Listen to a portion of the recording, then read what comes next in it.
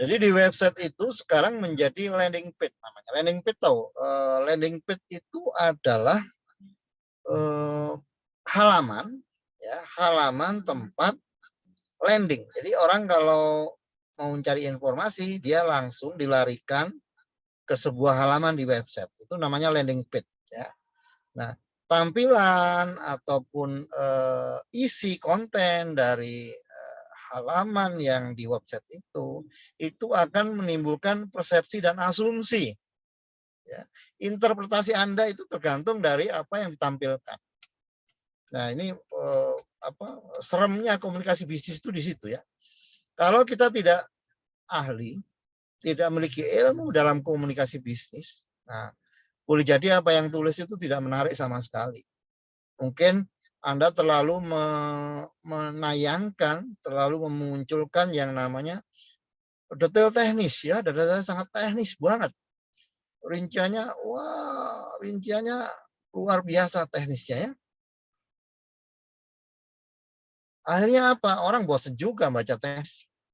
Karena sebetulnya orang itu tidak terlalu butuh yang detail teknis begitu, ya. Orang itu butuh informasi yang penting-penting saja. Misalnya kegunaannya, manfaatnya, ada risiko tidak, kemudian ada testimoni enggak, harganya berapa, gitu ya, gambarnya mungkin, ya, cara makainya gimana, udah itu aja, jangan ditampilkan yang terlalu detail. Nah, terlalu detail itu yang membuat tidak nyaman dan akhirnya orang ketika jenuh maka website kita akan dilewat. Jadi kesan pertama begitu menggoda, gitu katanya, ya. Selanjutnya terserah Anda. Nah, itu berlaku dalam komunikasi bisnis. Kalau kesan pertamanya sudah, wah, nggak enak nih, kayaknya berbelit-belit, bertele-tele, nggak jelas apa yang disampaikan, gitu, ya. Kita jadi bosan sendiri. Mungkin produknya bagus, tapi cara menyampaikannya jelek. Nah, jadi komunikasi bisnis itu luar biasa, sangat penting. Nah, termasuk sebetulnya Anda itu setiap saat sedang melakukan komunikasi bisnis. Anda kan sedang menjual diri Anda, ya. Jual diri nih ceritanya, ya. Kepada siapa? Kepada bos, kepada atasan, kepada customer Anda. Anda itu jual diri. Kalau Anda ngomongnya nggak enak, tidak jelas, tidak clear, bos Anda bisa salah paham. Kemudian anak buah Anda juga bisa salah mengerti. Pelanggan Anda juga bisa tersinggung, kecewa. Ya, mungkin layanan Anda bagus, produk Anda bagus, tapi komunikasi Anda tidak bagus, itu akan berdampak kepada hal-hal yang fatal. Misalnya cara pakai obat. Kalau bisa keracunan, itu bahaya, kan? Nah, makanya harus jelas itu nulisnya. Bahkan ini kalau dibaca orang bisa salah persepsi enggak? Nah, itu penting. Kalau salah persepsi bahaya, kan, gitu. Oke, ada pertanyaan sebelum saya lanjutkan? Ya, silakan, ada pertanyaan, ada komentar tentang komunikasi, ya. Paham, ya, pentingnya komunikasi, ya. Dan Iya, paham, Pak. kalau sekarang kita lihat, ya, komunikasi itu sudah menjadi kebutuhan pokok loh sekarang. Anda merasakan nggak? Iya, Pak, merasakan. Anda coba tidak komunikasi seminggu, kira-kira kuat nggak? Diem aja seminggu di kamar atau keluar tapi nggak ngomong sama sekali, gitu, ya. Kira-kira kuat nggak, gitu, ya?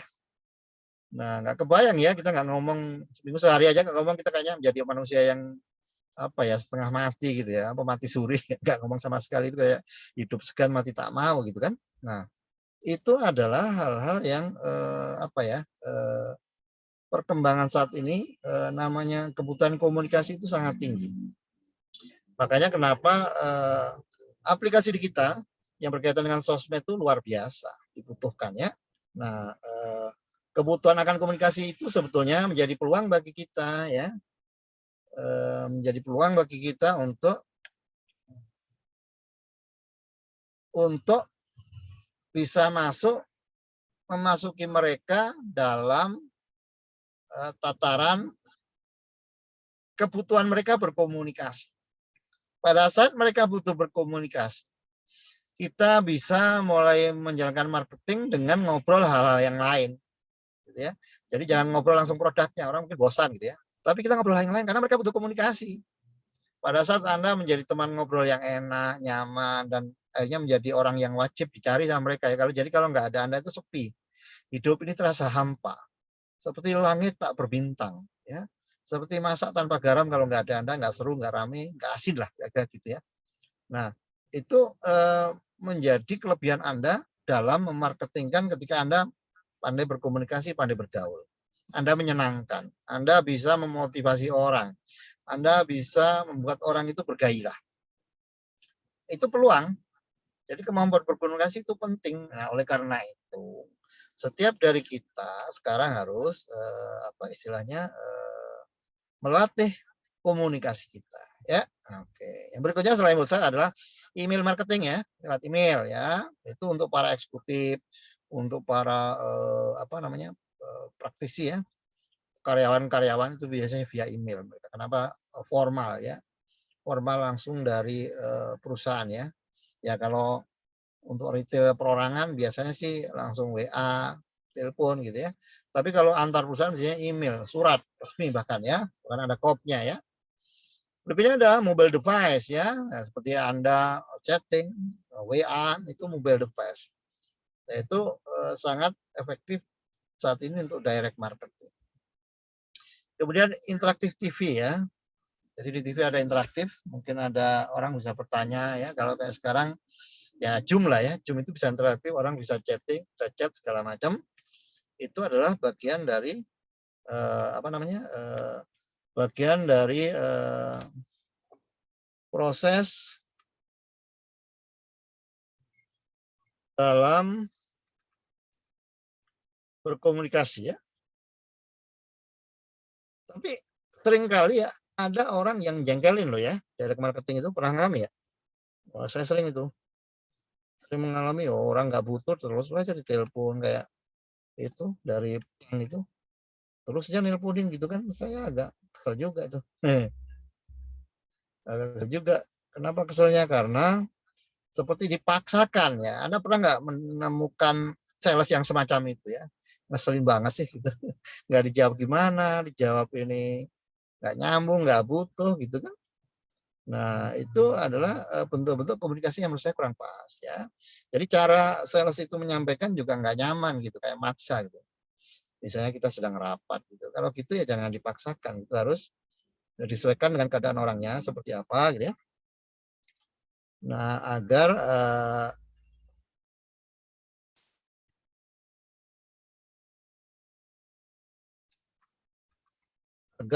agar orang yang diajak komunikasi itu benar-benar bisa menikmati ya, menikmati dari apa komunikasinya itu ya. Oke. Berikutnya masih kelihatan ya share screen saya? Kelihatan layarnya? Kelihatan, Pak. Masih ya. Nah, public issue in direct marketing ya. Isu-isu dalam komunikasi bisnis ya. Pertama irritation. Irritation itu apa? Orang tersinggung, orang sakit hati, orang terluka ya, iritasi itu bahaya. Jadi jangan sampai kita berjualan produk, menyampaikan produk, tapi maksudnya terus akhirnya menyinggung penyakit orang tersebut gitu ya. Kan bahaya ya. Orangnya jadi tersinggung kenapa? Oh, ya misalnya jerawat, kita jual obat anti jerawat. Ya kayak ibu ini jerawatnya banyak, ya orang tersinggung kan. Itu namanya iritasi. Itu harus benar kita bisa menghindari. Makanya kalau orang marketing itu, apalagi komunikasi kita itu harus baper perasaan. Kira-kira ini melukai perasaan orang yang kita ajak ngomong nggak? Kosakatanya, intonasinya, sikap kita, ya kita berdiri atau duduk dan sebagainya. Itu namanya nonverbalnya, itu harus kita perhatikan. Jangan sampai nanti irritation, ya. Dan ini harusnya setiap hari itu kita mempraktekkan. Jadi logat kita, intonasi kita, pilihan kita, gaya kita, itu melukai orang nggak? Nah, seringkali jangan-jangan kita itu sering memerintah orang tanpa sengaja. Temennya bilang, tolong dong ambilin, tolong dong begini, sok ngatur gitu ya. Wah, itu saya agak nggak srek dengan teman begitu ya. Orang kita selevel, apalagi kadang-kadang dia bukan siapa-siapa gitu ya, malah nyuruh-nyuruh gitu ya. Ya itu nggak pas. Ya, jadi kita harus paham itu ya. Yang berikutnya unfairness ya. Jangan sampai tidak fair ya. Tidak fair itu maksudnya ya tidak adil lah ya kita dalam menyampaikan komunikasi itu ya, itu harus fair ya, bahwa segala sesuatu itu sesuai dengan proporsinya. Jadi jangan sampai unfairness. Misalnya unfairness itu Kita ingin menang sendiri komunikasinya. Ya, kita ingin menang sendiri, pokoknya kita ingin untung paling besar. Nah, sehingga pelanggan merasa, loh saya dapat untung apa kalau beli? Ya, nggak fair kan? Nah, fairnya itu manakala pelanggan merasa memang ada manfaat, ada benefit, ada keuntungan yang didapatkan oleh pelanggan. Ya, fair itu namanya. Jangan sampai pelanggan beli, tapi nggak dapat keuntungan yang semestinya, keuntungan yang setimpal. Gitu ya. Kemudian ada fraud ya, deception, ada fraud ya, ada namanya penipuan ya, tipu-tipu ya. Anda bilang, wah ini produknya luar biasa. Habis pakai bedak ini langsung glowing, Anda langsung ganti kulit. Kayak ular aja ganti kulit. Nah itu fraud, itu nggak boleh gitu ya. Jadi apa adanya, memang produknya bagus ya bagus. Kalau jelek yang nggak usah diomongin ya. Mungkin ya kita nggak perlu ngomongin bla-blaan, tapi kita nggak perlu ngomong yang nggak nggak nggak tepat gitu ya, yang bohongin lah ya. Kalau kita nggak ngomong itu masih penting daripada kita ngomong tapi bohongin. Oh, produknya ini keren luar biasa gitu ya. Keuntungannya begini begini begini ya, itu membuat ini ya. Nah, kemudian invasion of privacy. Jadi jangan ganggu privacy ya. Orang lagi rapat, orang lagi nyetir mobil, ditelepon gitu kan kesel ya. Nah, itu hati-hati. Jadi memang kita harus berperasaan kalau menjadi orang marketing, dalam komunikasi kita harus berperasaan. Kalau kita tidak berperasaan, itu bukannya orang senang, malah mereka kecewa ya. Nah, kita dalam mendesain webnya juga harus atraktif ya, penuh dengan informasi, dengan menu-menu yang cukupnya ya. Bagaimana konteksnya? Konteks itu artinya adalah topik bahasanya ya, konteksnya sedang sesuai dengan kondisi kekinian nggak? Kondisi saat ini konteks. Nah, kontennya itu adalah isu yang dibawa, yang disampaikan dalam berita ya, dalam komunikasi itu kontennya bagaimana. Terus kemudian community ya, kalau bisa ini menyasar komunitas. Ya, komunitas disasar dengan website kita itu. Terus customization, jadi customize, kita harus menyasar tertentu gitu ya. Kita harus menyasar tertentu sebetulnya ini untuk siapa produk ini, siapa yang paling relevan, sehingga gaya bahasa kita itu disesuaikan dengan audiens. Ya. Kalau Anda memasarkan kepada orang tua-tua, orang yang remaja dan anak-anak, itu kan beda customize-nya ya. Cara komunikasinya, kata-katanya, mungkin bahkan contoh bintang iklannya gitu ya, endorsernya kan beda-beda itu ya. Itu customizing ya. Nah, ini sebetulnya ilmu-ilmu yang nggak sulit tapi susah praktekin ini ya. Makanya saya kalau ngobrol sama asosiasi Anda ya, saya ngomong santai aja, nggak usah terlalu formal gitu. Kenapa? Karena ya zaman Anda itu zaman yang tidak terlalu formal ya, zaman yang mau cair lah, dekat gitu ya, itu customize juga. Kalau ngomong sama orang yang tua, nah formal nanti ya, penuh dengan norma-norma. Berikutnya communication ya, ini terjadi komunikasi gitu loh. Jadi gambar itu sudah mencerminkan komunikasi. Oh, berarti produknya itu warna-warni, pilihannya banyak dan warnanya indah gitu kan. Dari warna yang ditampilkan foto itu aja orang bisa tertarik apa tidak. Jadi daya tariknya itu yang non verbal itu luar biasa. Ya, orang mungkin ngomong A sampai Z, begitu lihat barangnya kok warnanya jelek, jahitannya jelek, orang udah nggak tertarik. Tapi begitu barangnya bagus, ya, fotonya bagus, jahitannya bagus, warnanya bagus, nggak usah dijelaskan panjang lebar, orang itu sudah tertambat hatinya ya, sudah termehek-mehek. Nah, gitu aja. Berarti berapapun uangnya akan dikeluarkan. Ya. Nah, kemudian connection, jadi ada hubungan ya, ada konektivitas dengan si pembaca nanti atau yang menerima informasi. Yang kemudian berikutnya adalah commerce ya, ada transaksi. Ya, jadi tujuan komunikasi bisnis adalah untuk transaksi ya. Kalau nggak ada transaksi ya buat apa ya? Oke, ada pertanyaan? Nah, berikutnya adalah ease of use and attractiveness. Nah, ini dua hal penting ya. Ease of use itu artinya mudah ya, nyaman. Jadi Anda kalau membuat komunikasi jangan orang itu berpikir dulu, krik itu berpikir panjang, ini maksudnya apa ya maknanya. Hanya orang malas. Ya. Nah, dalam easy use ini downloadnya harus cepat. Jadi orang pada saat menerima kalimat itu langsung paham. Nah, karena udah diuji coba, udah dites ya. Jadi pilihan katanya, kalimatnya. Coba kalau di telemarketing atau di teller bank ya, itu kan apa tata bahasanya kan udah standar kan. Selamat datang Pak, apa yang bisa kami bantu? Nah, gitu kan. Terus kemudian di terakhir, apalagi Pak yang bisa kami bantu? Nah, itu kalimat standar yang untuk menyamankan customer ya. Nah, jelas jadi clear ya. Berikutnya first page is easy to understand, yaitu landing page tadi harus bisa dipahami, harus bisa dimengerti, ya harus bisa di nalar gitu ya, orang langsung nyambung.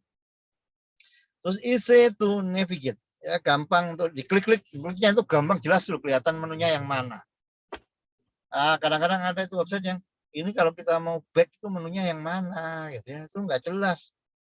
Nggak ada tulisan back, cuman panah ke belakang itu. Kadang-kadang orang nggak ngerti panah kecil itu apa maksudnya gitu ya. Oh ternyata di panah itu yang harus diklik gitu ya untuk konfirmasi gitu ya. Itu hal-hal yang kita kadang-kadang kurang mengerti. Nah itu jangan sampai begitu ya. Jadi navigasinya harus mudah. Kemudian untuk attractiveness itu harus clean looking ya, kelihatannya bersih, menarik ya, warna-warninya indah dan sebagainya, menghibur ya. Pokoknya buat orang itu pengen ngeklik aja ya. Pengen nyubit aja ya gitu ya. Kalau kita lihat balita itu kan pengen nyubit, kira-kira begitu ya. Kalau membuat website itu ya, menggemaskan ya. Clean looking. Terus not overlay crammed with content. Jadi tidak duplikasi ya. Kontennya tidak overlay ya. Antar konten tidak saling tumpang tindih sehingga buat orang bingung. Kemudian readable font, fontnya ya ukurannya yang secukupnya ya supaya bisa dibaca. Ya, kemudian good use of color and sound ya. Gunakan warna yang pas dan suara yang tepat ya. Oke, ada pertanyaan?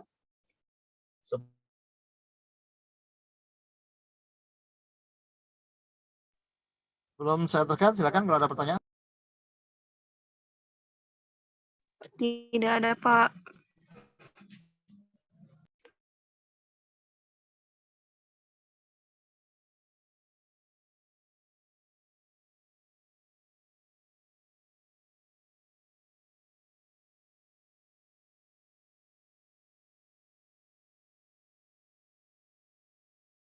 Ya, jadi secara mendasar bisa dipahami ya seperti apa komunikasi di website gitu ya. Nah, itu adalah hal-hal di mana kita harus mengetahui sehingga kita bisa mempraktekkan dengan baik dan benar gitu ya. Tinggal ada pertanyaan ya. Saya lanjutkan ya.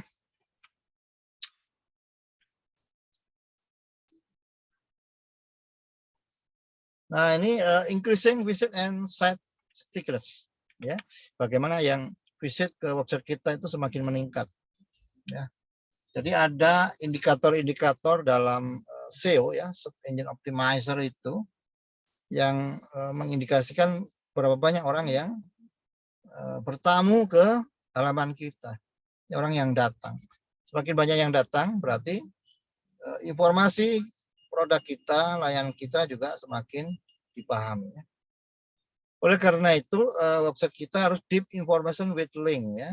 Jadi, informasi lebih dalamnya itu menggunakan link. Jadi misalnya ingin tahu menu lebih dalam, diklik, nanti menunya keluar. Atau pilihan barangnya ya itu diklik ya. Terus ingin tahu ini apa namanya testimoni, nah, diklik nanti keluar testimoni gitu ya. Jadi orang semakin bisa mengetahui informasi setelah mengklik. Changing news of interest ya, rubah berita-berita yang sedang diminati ya, itu harus fleksibel, harus apa namanya, harus kekinian, jangan beritanya terlambat ya. Changing over ya, rubah penawaran-penawarannya. Jadi jangan monoton begitu aja tawaran-tawarannya ya. Berikan tawaran-tawaran yang kekinian, yang menarik ya. Terus kontes and sweepstakes ya. Jadi mengonteskan sesuatu, kita menampilkan sesuatu ya. Humor and joke ya, jangan lupa ya ada hiburannya gitu. Nah, sekarang ini kalau kita membuat website isinya serius, orang kadang-kadang nggak tertarik ya. Isinya serius banget nih ya. Tapi kalau ada joke, ada hiburannya, kecil-kecil ya, orang terhibur dengan itu dan akhirnya bisa mengunjungi website kita. Nah, perlu ada gamenya ya, ada mini game yang ditaruh di website kita supaya menarik.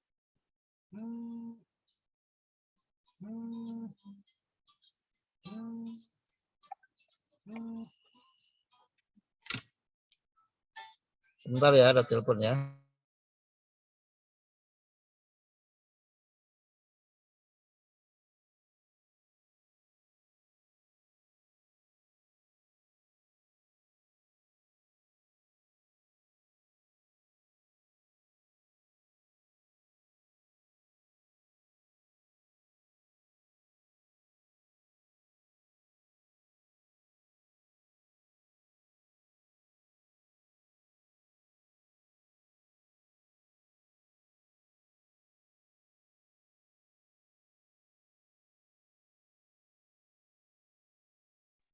Nah, berikutnya adalah desain sales force ya. Apa objektif dari sales force ya? Kalau kita membangun tim sales ya, tim pemasaran, tim penjual, kita harus menentukan objektifnya, targetnya apa, kemudian strateginya. Dari strategi baru dibuat struktur, makanya berlaku falsafah struktur follow strategi. Jadi struktur itu mengikuti strategi, dan strategi itu diturunkan dari objektif, dari goal yang ingin dicapai. Jadi nggak ada kita membuat struktur tanpa ada strategi terlebih dahulu, tanpa ada goal yang ingin dicapai terlebih dahulu. Jadi harus jelas ya. Nah, setelah strukturnya dibentuk, baru ukuran dari tim sales force tadi. Nah, berikutnya adalah kompensasinya seperti apa yang akan kita berikan kepada sales force ya. Oke, berikutnya ada sales task ya, tasking, kegiatan-kegiatannya ya, prospecting, melakukan prospek, targeting, menargetkan, communicating ya, mengkomunikasikan, selling, supervising, information gathering, and allocation ya. Nah, itu tasking yang harus dilakukan oleh sales task ya. Nah, bagaimana managing the sales force, tim sales, yaitu kita merekrut ya. Nah, ini supaya nanti komunikasi bisnisnya ya, direct marketingnya bagus, itu kita harus melakukan perekrutan selecting dengan baik, ya, supaya dipilih orang-orang yang memang bisa berkomunikasi ya, nggak hanya good looking saja, tapi harus good communication. Good looking tapi nggak bisa komunikasi, grogi, minderan ya, gagap, wah bahaya itu. Ya, jadi harus clear ya. Kemudian kita lakukan training, pelatihan supaya dia meningkat kapasitasnya, supervising, kita awasi, kita motivating, dan kita evaluating ya. Urutannya sih simpel begini, tapi praktekannya yang sulit ya. Nah, tapi itulah persaingan terjadi begitu. Siapa yang bisa mempraktekkan, yang lebih ahli, dia akan menangkan persaingan. Jadi tugas Anda adalah berlatih ya. Merekrut, mentraining, mensupervising, motivating, and evaluating ya. Berikutnya component of sales force compensation ya. Ini kalau gajinya biasanya ada fixed amount ya, ada gaji tetap ya, variable amount ya, tergantung target tercapai apa tidak. Kemudian expect loan ya, uang untuk harian ya, uang jalan, dan benefit ya, benefit lain misalnya asuransi. Terus misalnya lagi insentif, bonus-bonus dan lain sebagainya. Nah, itu misalnya extra puding ya, uang makan dan sebagainya. Nah, itu adalah bagian dari kompensasi penggajian dari sales force ya. Bagaimana efektif selling ya, dalam komunikasi efektif ya? Yaitu prospecting. Yang pertama adalah prospecting ya, qualifying, mengkualifikasi siapa-siapa saja ini yang bisa dilakukan pendekatan, bisa dilakukan komunikasi, ya. Melakukan prospecting and qualifying. Setelah itu lakukan pre-approach, ya, pra pendekatan, ya, pre-approach, gitu ya, pendekatan yang pre sebelumnya.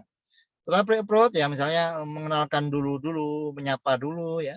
Setelah menyapa akrab, baru pendekatan dilanjutkan kembali. Ya. Jadi tidak langsung ujuk-ujuk kita menceritakan produk, ya, tapi akrab dulu, kenal dulu. Orang nggak takut, nggak ragu ketika dia ceritakan produk kita. Gitu. Nah, kita belum akrab, belum dikenal, kita sudah mengajukan produk. Ya, ini sering salah, gitu ya. Nah, ini juga saya juga sering juga mengalami kesalahan begini, ya. Harusnya sabar, ya. Nah, makanya kita harus belajar praktek melakukan komunikasi.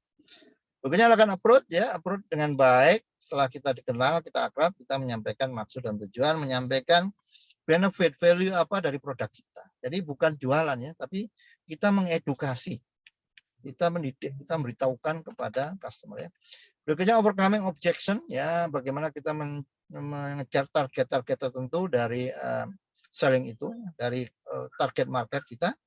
Ya, mungkin ditargetkan tidak hanya satu produk, ya, atau mungkin ditargetkannya harganya bisa lebih tinggi, gitu. Nah, baru berikutnya closing. Closing itu benar-benar ketika dia tertarik, dia sudah berminat, dia sudah milih-milih, nah, dipandu supaya orang semakin yakin dan akhirnya mereka membeli transaksi. Nah, transaksi baru follow up, dilayani. Nah, itu kira-kira, ya, dilayani dengan baik supaya apa? Supaya mereka tidak kecewa, ya. Nah, kalau kecewa, ya bahaya itu kan. Oke, ada pertanyaan? Tahapan-tahapan tadi, ya, sudah saya sampaikan. Ada pertanyaan? Ada komentar? Tidak, Pak. Communicating.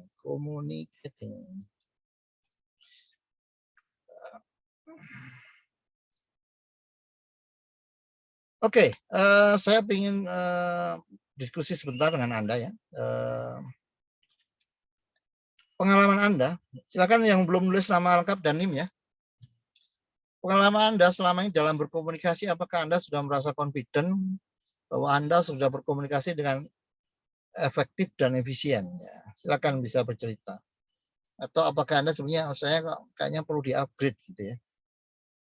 Cara berkomunikasi kita perlu di-upgrade. Nah, ya, Anda harus mulai sering berkomunikasi atau sering berbicara, dan kemudian Anda dengarkan kembali, terus kemudian Anda evaluasi, ya.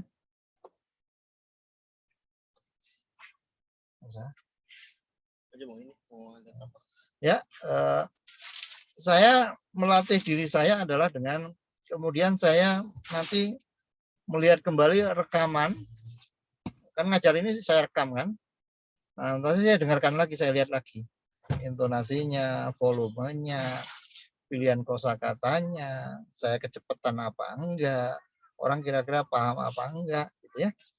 Itu kita harus melatih diri. Ya, kalau sering jadi pembicara nanti Anda akan, wah, ini kayaknya kecepatan, ini buru-buru, ini intonasinya nggak jelas, gitu ya. Ini kita sedang kayak apa ya, nggak ada maknanya apa yang kita sampaikan. Itu membuat kita punya namanya apa, semacam sense, ya, semacam insting, gitu ya. Insting bagaimana kita harus berkomunikasi. Oh, jangan-jangan kalau kita ngomong di depan langsung kita apa minder, ya, apa namanya, bergetar, ya, grogi gitu. Karena belum terbiasa. Ketemu dengan pejabat itu kita langsung wah, grogi gitu kan. Nah, itu yang harus dilatih. Kalau seorang marketing ketemu dengan siapapun dia nggak pernah grogi, ya. Nah, Anda silahkan, maksudnya apa itu? Anda meraba, ya, meraba selama ini Anda melakukan komunikasi atau Anda tampil di depan, gitu ya, kira-kira Anda itu sudah cukup berkualitas dengan baik nggak, gitu. Nah, supaya apa? Supaya Anda setelah ini bisa memperbaiki diri, ya. Nah, tapi kalau saya lihat kemarin sih Anda presentasi sudah luar biasa. Ya, sudah cukup bagus lah ya. Anda menyampaikan pendapat dan sebagainya gitu ya. Sudah sangat bagus dan itu menurut saya sih ini, Anda sudah memiliki modal dalam hal apa? Dalam hal Anda berkomunikasi, Anda presentasi, Anda sudah punya modal. Tapi bagaimana nanti Anda bisa meyakinkan, Anda bisa menggiring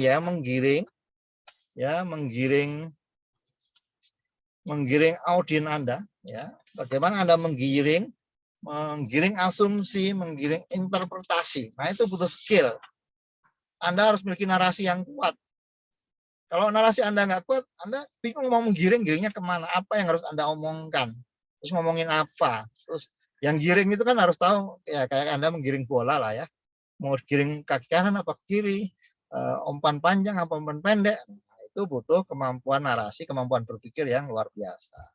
Kalau Anda tidak mampu membangun kemampuan berpikir, Anda pasti tidak bisa menggiring. Ya, mungkin Anda ngomong sudah tenang, sudah bagus intonasinya, tapi menggiring orang itu hal yang berbeda. Meyakinkan orang itu hal yang berbeda. Itu harus dilatih. Ya. Nah, kalau Anda nggak bisa meyakinkan orang tua Anda, ya Anda tidak akan kasih uang saku. Ya, begitu. Anda tidak bisa meyakinkan atasan Anda, ya usulan Anda ditolak sama atasan. Ya kan gitu kan? Nah, itu selain keindahan, selain seni, itu ada kemampuan meyakinkan, kemampuan mempengaruhi, ya, kemampuan untuk mendorong orang untuk akhirnya yakin dengan apa yang kita sampaikan. Nah, itu adalah meliputi verbal dan non-verbal. Bahkan non-verbal biasanya itu lebih meyakinkan bagi orang ketika raut wajah kita, ya, tampilan kita, kemudian suasana kebatinan kita, ya itu akan terbaca loh oleh orang yang kita ajak bicara, ya itu terbaca. Anda merasakan nggak seperti itu? Nah, kayak saya ini orang yang sedang kurang semangat, orang nggak jelas, atau orang yang penuh dengan semangat gitu. Itu kan kelihatan dari intonasi, dari sorot matanya, dari tekanan-tekanan, ya. Anda bisa melihat itu, sehingga orang bisa lebih yakin, lebih mengerti. Mengerti dan tidak itu tergantung bagaimana keyakinan orang yang menyampaikan. Kalau kita menyampaikan nggak yakin, orang jadi nggak ngerti, ini benar nggak ya, ini bisa dipercaya nggak ya, orangnya confused ya. Confused apa yang disampaikan gitu, karena kayaknya orangnya kok nggak meyakinkan gitu ya. Jangan-jangan apa yang disampaikan itu nggak benar, terus malah nipu kita. Itu sesuatu yang non-verbal itu harus dipahami. Oke, itu mungkin. Silakan kalau ada komentar, ada pertanyaan. Kita mungkin masih ada waktu ketemu 1 minggu lagi ya sebelum ujian. Tapi kalau sudah dirasa cukup, mungkin minggu depan kita hanya banyak diskusi dan sebagainya untuk memantapkan sebelum persiapan kita UAS. Demikian kuliah malam ini. Ada komentar? Ada pertanyaan? Semuanya udah presentasi ya? Oke ya. Nanti, kalau ada yang belum, merasa belum, langsung japri saya biar nanti saya kasih tugas sesuai dengan kemampuan Anda. Ya. Oke, bila tidak ada pertanyaan, selamat weekend, selamat bermalam minggu, selamat belajar. Oh, ini hebat nih, misalnya malam minggu suruh belajar nih. Ini orang langka ya, malam minggu suruh belajar ya. Kenapa? Akan indah. Kalau Anda bisa menikmati belajar malam minggu tuh orang paling keren ya. Jarang orang malam minggu itu belajar, paling ngopi-ngopi ya. Tapi kalau Anda bisa belajar di malam minggu, apalagi kalau Anda ngumpul-ngumpulnya sama teman, ngobrol tentang ilmu ya, tentang membangun masa depan, tentang rencana bisnis, itu keren. Malam minggu ngomongin tentang masa depan, wah itu kualitasnya luar biasa. Itu verbal dan non-verbalnya itu keren banget itu. Jadi Anda orang-orang yang langka, yang dicari oleh banyak orang nanti. Di perusahaan Anda juga akan menjadi orang yang sangat distinguished guys gitu kan. Jadilah orang yang berkualitas semacam itu ya. Malam minggu kita ngomongin ilmu dan kemudian kita praktekkan supaya apa? Supaya kita pada akhirnya punya etika dan menghasilkan estetika. Ya. Kalau Anda malam minggu penuh dengan etika, ngomongin tentang ilmu yang bermanfaat, itu sebuah estetika, keindahan tersendiri. keindahan yang orang mungkin nggak punya. Mungkin kita biasa-biasa aja tampilannya, tapi auranya, apa yang kita omongin, itu sesuatu yang buat orang itu geleng-geleng kepala ya, terkagum-kagum. Nah, buatlah orang lain menjadi terkagum-kagum karena keindahan etika Anda menghadirkan estetika. Oke, demikian kuliah malam ini. Terima kasih atas kehadirannya, luar biasa. Ada 39, 38. Nasrubinallah wa barakatuh karim. Assalamualaikum warahmatullahi wabarakatuh. Waalaikumsalam warahmatullahi wabarakatuh. wabarakatuh. Terima kasih banyak, Pak. Terima kasih banyak, Terima kasih, Pak. Pak.